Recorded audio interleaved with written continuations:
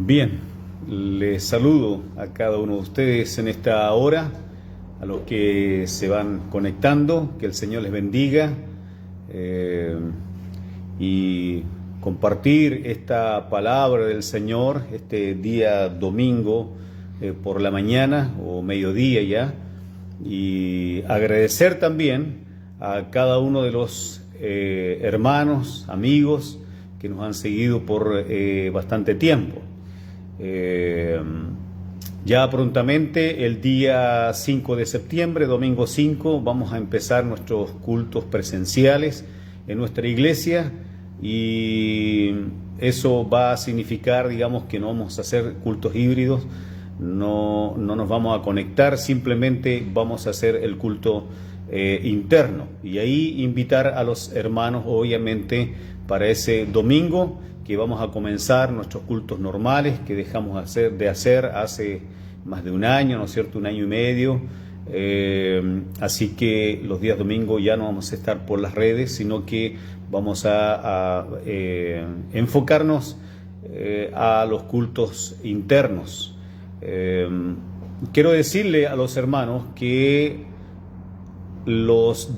solamente los días domingos vamos a hacer cultos presenciales, no durante la semana. Durante la semana vamos a hacer cultos normales, a través de las redes, obviamente, a través de las redes que hemos estado ocupando, así que solamente el día domingo va a ser presencial, y tenemos la capacidad suficiente como para recibir a 160 personas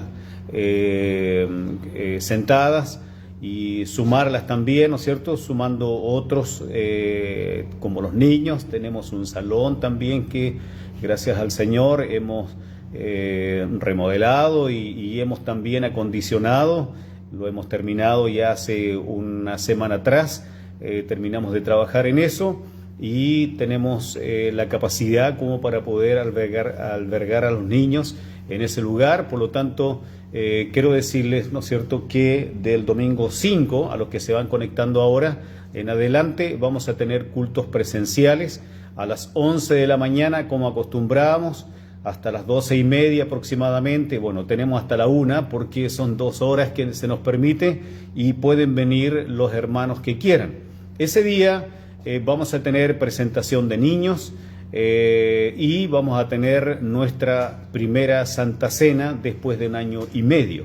Así que vamos a abocarnos a eso ese día, y obviamente usted puede venir, ¿no es cierto?, con la familia como acostumbrábamos.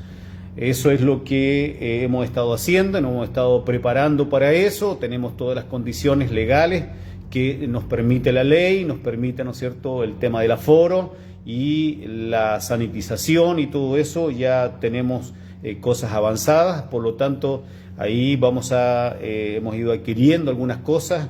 Ayer en la tarde me llegó algo más como para poder ayudarnos en el ingreso de las personas, y tenemos todo, digamos, prácticamente en detalle para que recibir a todos los hermanos. Así que, hermanos, quiero decirles que entonces nos vamos a ver este próximo domingo, obviamente en este último culto online a las 11 de la mañana, vía Zoom, como acostumbramos, pero ya el domingo siguiente, y lo voy a repetir ese día, ya lo vamos a hacer de manera presencial. Que el Señor les bendiga a cada uno de ustedes, y por supuesto todo lo demás va a seguir de la misma forma, y vamos a ir poco a poco abriendo nuestro templo. Tenemos que ir primero, como anticipando algo o preparando, ¿no es cierto?, ya una base que nos permita no transgredir, ¿no es cierto?, ninguna norma y exponernos a alguna sanción. Eso es lo que tratamos de evitar todos. Y por supuesto cuidarnos, ¿no es cierto?, porque la mascarilla es algo que, por lo que nos damos cuenta, nos va a seguir ya por mucho tiempo más. Por lo tanto, bueno, y si usted se le olvidó la mascarilla, no se preocupe, vamos a tener también ahí al ingreso del templo, para que usted no pueda, digamos, ingresar al lugar, y sin su mascarilla, toma temperaturas también, así que tenemos todo, digamos, acondicionado para eso. Que el Señor les bendiga. Por eso digo, gracias a nuestros hermanos, amigos, cuando les compartimos, ¿no es cierto?, las publicaciones de las prédicas del día domingo, a los que nos han seguido y han sido parte, digamos, de este trabajo de más de un año y medio aproximadamente, que he estado predicando casi todos los domingos. Gracias, hermanos, por su apoyo, sus oraciones, que el Señor les bendiga en este trabajo que hemos estado haciendo como iglesia y en lo personal también como pastor. Quiero compartirles en esta hora una palabra en el libro de Ezequiel. Ezequiel capítulo 2. Dice el versículo 9 y después el capítulo 3, algunos textos más que voy a mencionar en esta hora. Y miré, y aquí una mano extendida hacia mí, y en ella había un rollo de libro, y lo extendió delante de mí. Y estaba escrito por delante y por detrás. Y había escritas en él endechas, o sea, expresiones lastimosas, y lamentaciones, y ayes. Capítulo 3.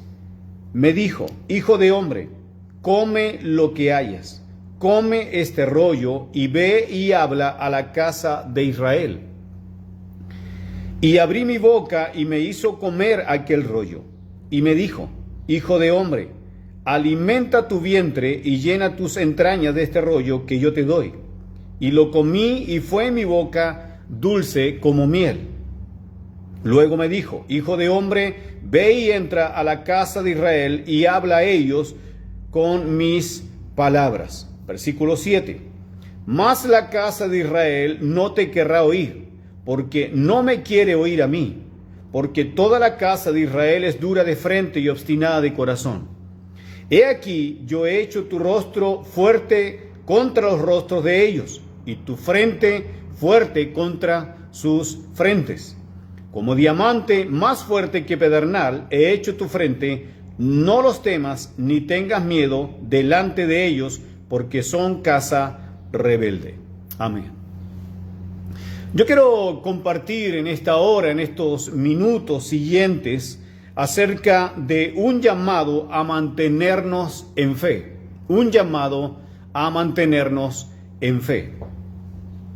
La verdad es que no podemos adentrarnos en el texto mismo si no hablamos del contexto. Y hay aquí un contexto histórico que está situado en el tiempo donde se está solidificando, fortaleciendo o estableciendo el imperio babilónico. Y este acontecimiento específicamente que se refiere a Ezequiel tiene que ver con la segunda deportación, tiene que ver con la segunda invasión y la segunda deportación. En la primera invasión que hubo, en esa deportación o invasión y deportación, bueno, ahí tenemos el caso de Daniel. Ahora tenemos, en esta segunda invasión y deportación, tenemos a Ezequiel. Ezequiel fue uno de los 10,000 que va saliendo desde Judá y siendo trasladado con las familias que fueron conquistadas, fueron subyugadas, su madre, la casa real, todas las personas que podían prestar alguna utilidad en Babilonia, todos ellos fueron llevados en esta segunda deportación. Y ustedes se pueden imaginar que el contexto de una invasión y una deportación tiene que ver con sangre, tiene que ver con muerte, tiene que ver con destrucción.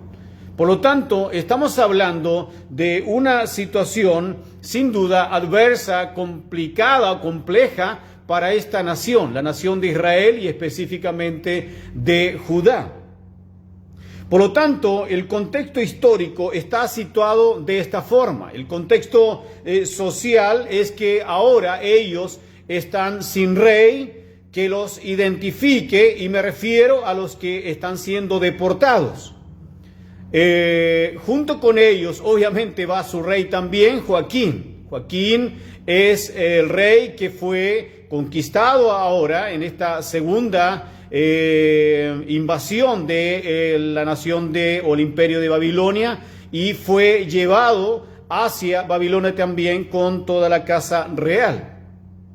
El que queda en su lugar en Judá es Sedequías o Matanías, que ahora presta servicios a Babilonia, que también posteriormente, que fue el último rey o monarca, digamos, en la nación. Ya Israel o las 10 tribus del norte habían sido conquistadas y llevadas por los asirios. Luego Babilonia, ¿no es cierto?, se impone y conquista a los asirios. Por lo tanto, es la nación reinante, y en esta última monarquía está Sedequías, ¿verdad? Ahí se produce todo lo que es la destrucción del templo, los muros, todo lo que se podrían haber llevado se lo llevan, y ahí comienza los 70 años de cautiverio. Pero aquí estamos hablando de la segunda deportación, conquista y deportación. Aquí va Ezequiel. Por lo tanto, están sin rey, se van rumbo, o ya están, ¿no es cierto?, en Babilonia, y otros quedaron, los que menos servían, los más pobres, los más miserables, quedaron en Judá.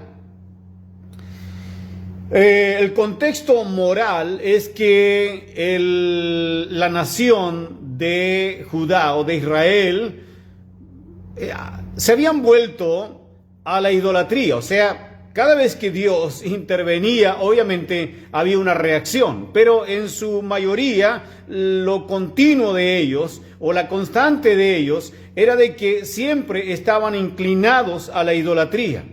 Entonces, hay un contexto moral aquí más profundo que decir idolatría, porque la idolatría tenía que ver con actos licenciosos, tenía que ver con cierto tipo de orgías que acompañaban la idolatría. Por lo tanto, había aquí una profundidad hacia experimentar todo este tipo de cosas a través de la idolatría, aparte de que cambiaban la adoración a Dios, ¿no es cierto?, o a veces también, y eso se da a entender que había un cierto sincretismo, una cierta mezcla entre Dios y los ídolos y las prácticas que ellos hacían.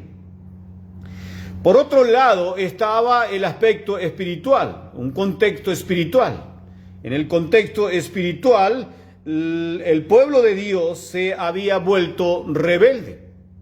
Rebelde porque lo dice allí en el versículo 7, mas la casa de Israel no te querrá oír, porque no me quiere oír a mí, porque toda la casa de Israel es dura de frente y obstinada de corazón. O sea, había una rebeldía, había una disposición a la rebeldía hacia Dios. Ellos no querían prácticamente saber nada de Dios o de lo que Dios tenía que decirle. Generalmente los profetas o los hombres que intervenían de parte del Señor eran duros en el mensaje que Dios siempre tenía. Por lo tanto, no era bienvenido, no era del gusto de los que estaban en pecado, y nunca va a ser así. Cuando usted va y le dice a alguien, mira, sabe, estás en pecado, estás en rebelión contra Dios, te va a ir mal porque estás lejos de Dios, te estás apartando de Dios. No sé lo que Dios ponga en su corazón,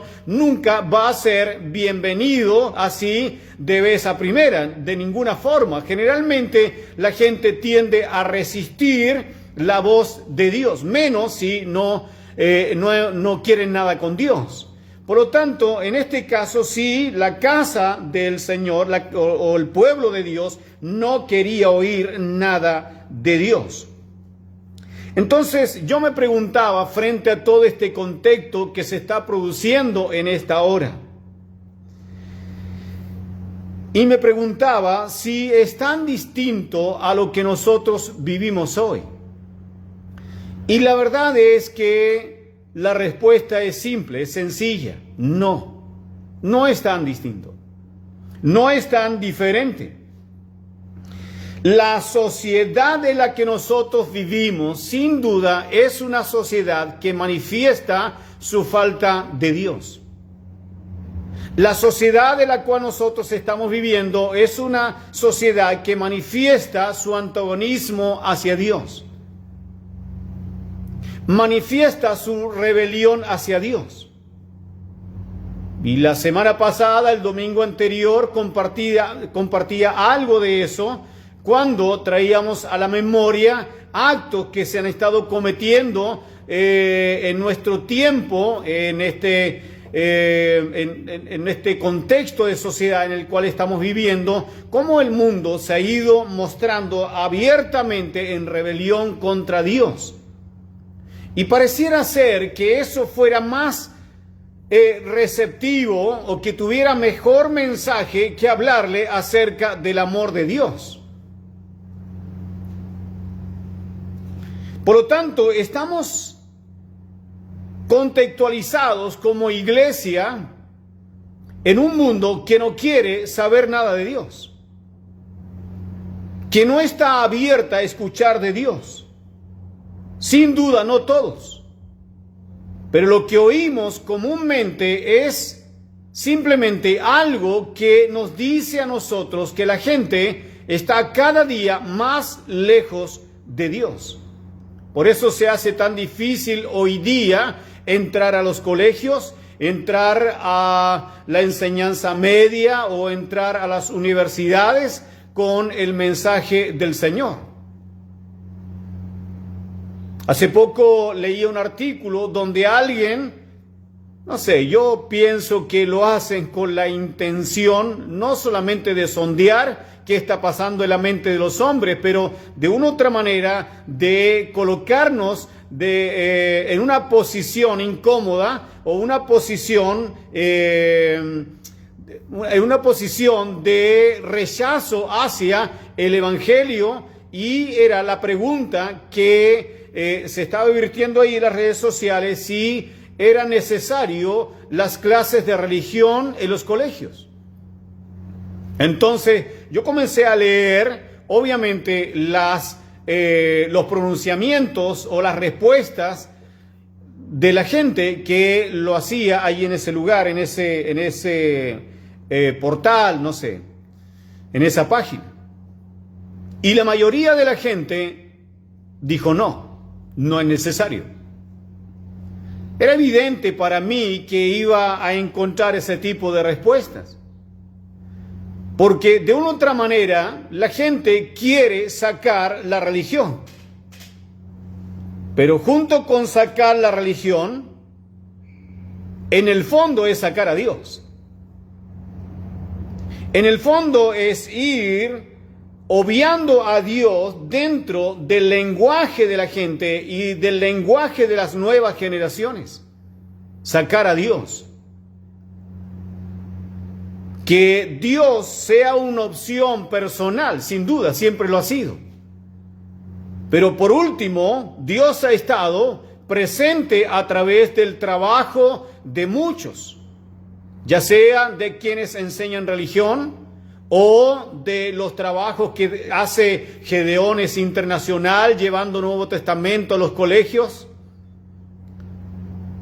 Yo me acuerdo en esas oportunidades, estando en la enseñanza básica, que cuando llegaba Gedeones y compartía esos Nuevos Testamentos, donde lo primero que hacía era oler a nuevo ahí las hojas que estaban casi pegadas, recién salidas de la imprenta, no sé, algo que era atractivo solamente recién en las manos o recibiéndolo ya era atractivo. Luego, obviamente, lo que hacíamos muchos, y yo lo hacía, llegar a la casa y comenzar a hojear el Nuevo Testamento. Bueno, eso cada vez es más difícil.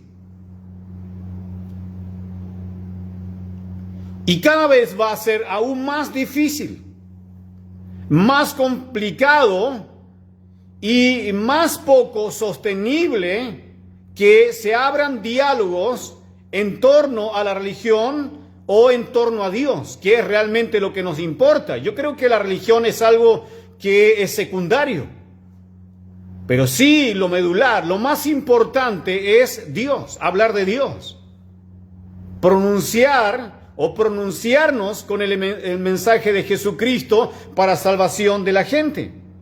Por lo tanto, sí, vivimos en una sociedad así, desafiante, abierta a no creer en Dios. La gente no quiere oír de Dios, no quiere creer en Dios. Lo mismo ocurría en el tiempo de Ezequiel. Lo mismo Dios le estaba revelando a Ezequiel en esta visión. No me quieren oír a mí, dice el Señor. No me quieren oír a mí. Por lo tanto, en el contexto en que estamos hoy, sí, la gente desafiantemente no quiere oír, no quiere creer. Ese es el trabajo del diablo. Pero el trabajo nuestro es, aunque no quieran oír, de igual manera queremos llevarles a ellos la palabra del Señor. Por eso hay gente que hoy día, a través de estas nuevas normas que se quieren implementar, o esta nueva constitución donde se está trabajando, y cuando lleguemos al punto de la libertad de cultos u otras cosas, normas y restricciones, lo más probable es que una de las cosas sea que ya no haya quien predique en los lugares públicos.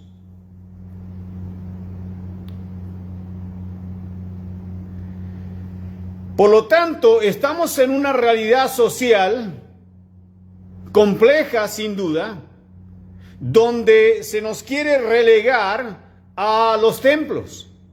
Y la iglesia no nació en los templos, la iglesia nace en los lugares públicos. Y no podemos perder nuestra esencia como cristianos, aunque hayan restricciones. Aunque se nos imponga que debemos quedar relegados y ojalá no hacer mucho ruido porque algún vecino, alguien se puede molestar y esto puede llevar a alguna denuncia o acusación.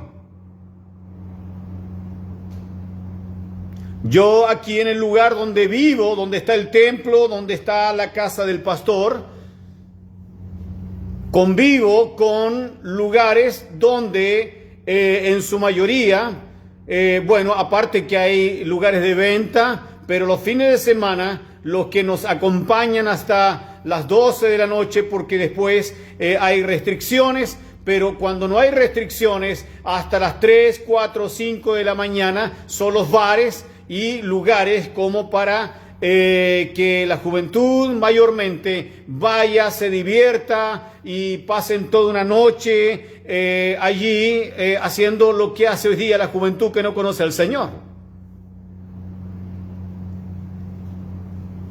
Y nosotros no tenemos que molestarnos por eso. No tenemos que molestarnos porque la música está permanentemente y la escuchamos hoy día. Y tenemos que convivir con eso. Pero eso no es desagradable para el mundo.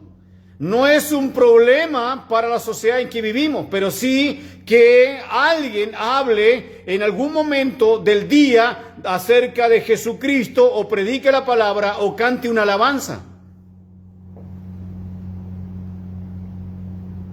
En ese contexto estamos. ¿Qué vamos a hacer?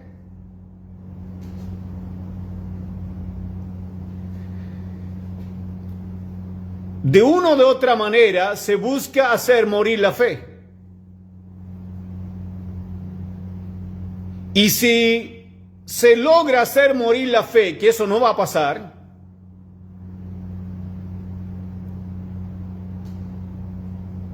pero en muchos sí, hoy día, se han vuelto mudos al Evangelio, a su fe.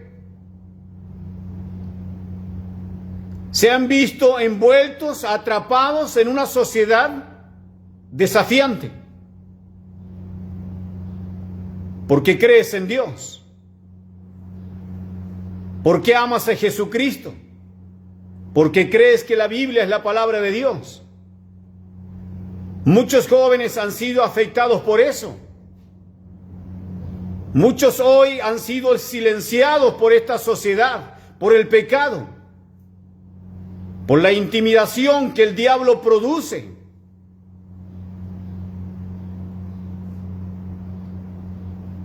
La verdad es que hoy día, en el otro lado de esta realidad,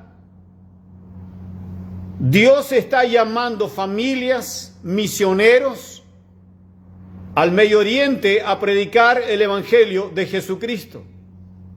Y uno piensa en ellos que han recibido este llamado misionero. Y uno dice, ¿cómo realmente están respondiendo a un llamado sabiendo cómo está el Medio Oriente? Por eso es importante orar por los misioneros y las misiones. Porque hay gente que depende de nuestras oraciones, que está recibiendo un llamado de Dios para ir y predicar esos lugares, sabiendo cómo está la crisis allí con respecto al Islam o el mundo musulmán, cómo se levanta con más fuerza.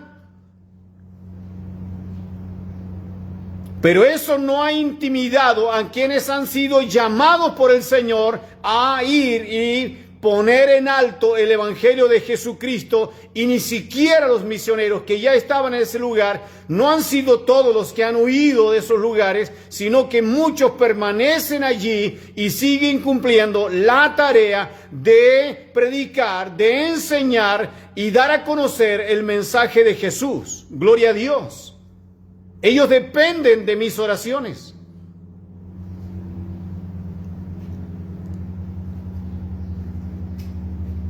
La única luz que el mundo tiene hoy día para poder conocer la verdad y la verdad de Dios es el Evangelio de Jesucristo. Y cuando yo cierro mi boca para no proclamar el Evangelio de Jesucristo, entonces yo le estoy negando a la gente la única luz de esperanza para sus vidas.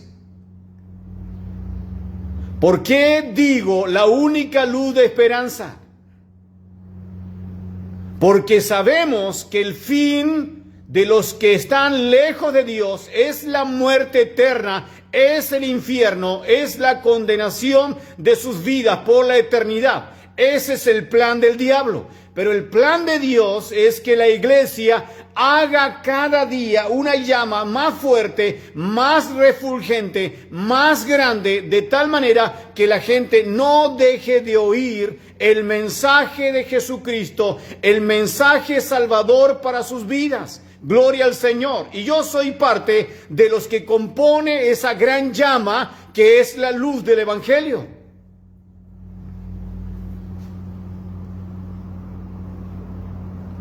Pero ¿cómo enfrento todo eso? El Señor le dice a Ezequiel, come del rollo.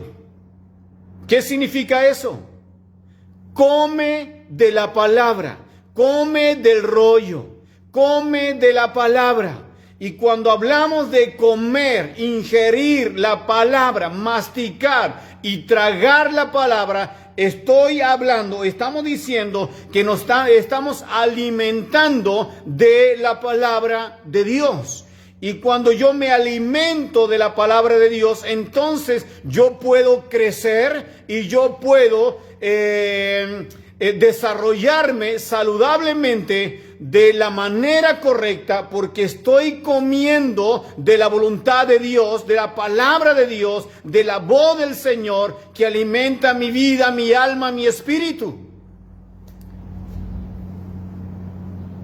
No va a ser un filósofo, un libro de psicología que a mí me va a ayudar en mi vida espiritual. No, la palabra de Dios. Y la palabra de Dios va a ser el alimento suficiente para mi vida. Yo necesito, para crecer en el Espíritu, necesito la palabra de Dios. No necesito otros libros, ni libros. Necesito la palabra de Dios.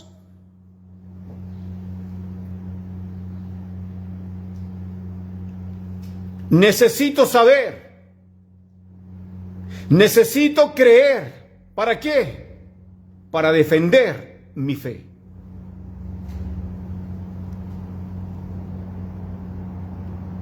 Hay escenarios donde se es necesario no solamente decir yo creo en Dios, yo soy salvo por los méritos de Jesucristo. Hay escenarios donde necesitamos defender nuestra fe, argumentar nuestra fe, amados.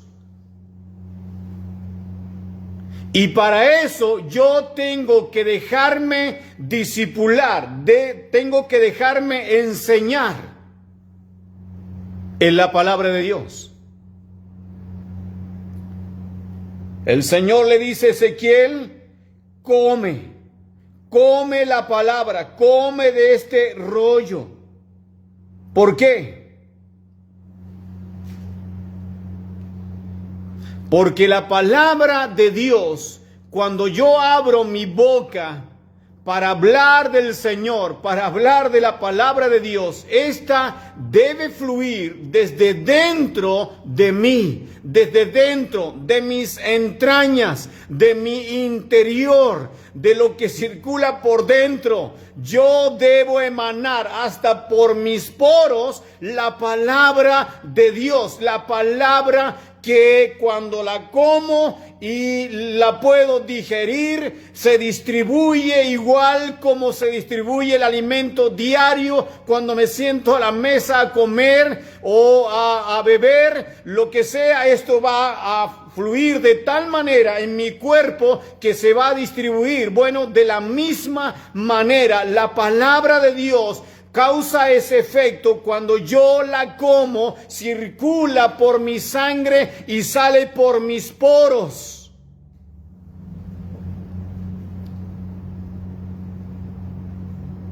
Me llamarán fanático, no sé.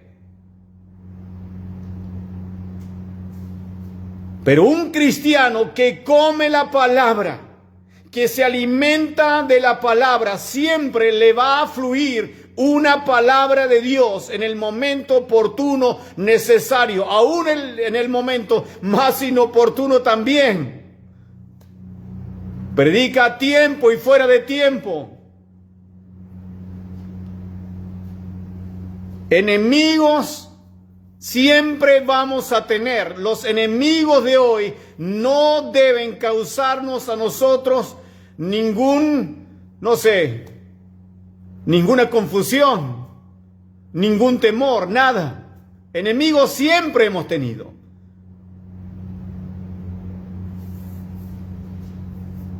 No debe sorprendernos nada de lo que está ocurriendo hoy. La Biblia ya lo dice. La palabra del Señor lo dice. Enemigos tenemos por fuera. Tenemos detractores, tenemos burladores de la palabra de Dios, aquellos que denostan la Escritura, el Evangelio. Tenemos enemigos dentro de la iglesia, gente que no aporta la unidad de los creyentes, gente que todavía está pensando en las trivialidades del color que se pintó el templo, de que cambiaron una puerta, de que, no sé, algún detalle, algo por hablar, pero la verdad no aportan absolutamente en nada a la unidad y la fortaleza de la iglesia. Gente que no está en el Espíritu, no está en el Espíritu Santo. Enemigos hay fuera y dentro de la iglesia, amados hermanos. Termino con esto. ¿Cuál es el mensaje de Dios a Ezequiel? El mensaje de Dios a Ezequiel y el mensaje de Dios para nosotros hoy es predica. Predica la palabra. Predica la palabra. Predica la palabra en la sana doctrina. No seas un autointérprete de la palabra. No manipules la palabra. Predica la palabra de Dios. predica la sana doctrina. Y hazlo de tal manera como Dios le dijo a Ezequiel: te haré tan fuerte como diamante, tendrás autoridad. Predica como alguien que sabe lo que está creyendo, alguien seguro de su fe. No bajes la mirada, porque haré que tu frente sea más fuerte que las de los demás, le dice el Señor a Ezequiel. Amados hermanos, que el Señor te bendiga, que el Señor ponga su espíritu en ti de tal manera, con tal poder, que sea la palabra de Dios que cause el efecto en los demás, que sea la llenura del Espíritu Santo. De todas las veces que he predicado acerca de la llenura del Espíritu en este último tiempo, que sea el Espíritu Santo el que convenza al pecador de su error. Tú simplemente llénate del Espíritu, y cuando te llenas de la palabra y comes de la palabra, entonces te estarás llenando también del Espíritu Santo de Dios. ¿Para qué? Para predicar la palabra de Dios. Predica la palabra. Predica la palabra a tiempo y fuera de tiempo. Estamos viviendo en un tiempo final. No solamente lo digo yo, lo dices tú. En el mundo se está oyendo la misma frase: Cristo viene por su iglesia. No perdamos el tiempo en trivialidades. Prediquemos el Evangelio de Jesucristo. Centrémonos en el Evangelio de Jesucristo. Centrémonos, así como le compartí a los pastores y hermanos este día viernes pasado, en este culto unido, aquí en este lugar. Enfoquémonos en lo celestial. Que el diablo no nos distraiga. Que el diablo no nos saque de la senda. Tú céntrate en lo que el Señor quiere y requiere de cada uno de nosotros. Oramos en esta hora. Que el Señor te bendiga. Padre amado, te bendigo, te doy gracias por esta palabra que sin duda es bendición para mi vida, y quiero también, Señor, que sea de bendición para mis hermanos que la oyen en esta hora. Oramos, Señor, sabiendo que estamos en las manos tuyas, que el Espíritu Santo nos llene de su presencia de tal manera que nuestros labios, Señor, sean abiertos de tal manera, con poder, para que tu palabra pueda llegar al corazón de mucha gente que hoy día necesita oír, necesita de Dios en su vida. Así como hay gente que le resiste y resiste tu palabra, hay gente que está llano a oír la palabra tuya en este tiempo. Gracias te damos, Señor, en el nombre de Jesús. Amén y amén. Que el Señor les bendiga. Nos vemos en otra oportunidad. Amén.